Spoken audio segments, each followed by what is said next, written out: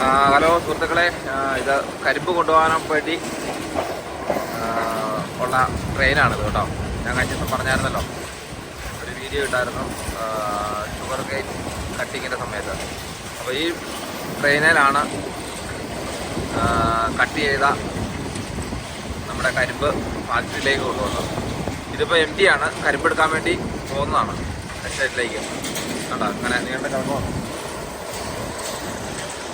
എനിക്ക് തോന്നുന്നത് ഒരു 100 ബോഗിയെങ്കിലും കാണും, 100 അല്ലെങ്കിലേ ഉള്ളൂ കേട്ടോ. അതാണ് ഇവിടെ ഒരു നടന്നു പോകാനുള്ള ഒരു ക്രോസിംഗ് ആണ്. അതുകൊണ്ട് ഇവിടെ വെയിറ്റ് ചെയ്യുകയാണ്. അവിടെ എല്ലാം അതിൻ്റെ സൈനും കാര്യങ്ങളും കൊടുത്തിട്ടുണ്ട്. എല്ലാം കാലിയായിട്ടുള്ള ബോഗികളാണ്.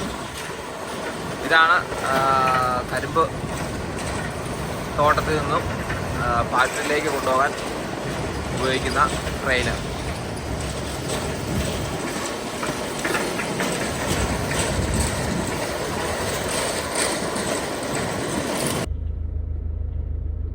കരിമ്പ്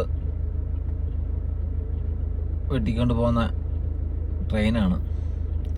ഇതിനകത്തെല്ലാം കരിമ്പാണ് കേട്ടോ.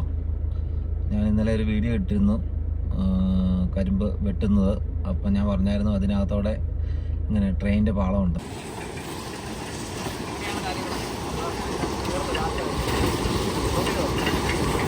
അങ്ങനെ പാളം, റെയിൽവേ പാളം. നമ്മുടെ സാധാരണ ട്രെയിനിൻ്റെ പാളത്തിനൊന്നും അത്രയും വലിപ്പമില്ല കേട്ടോ.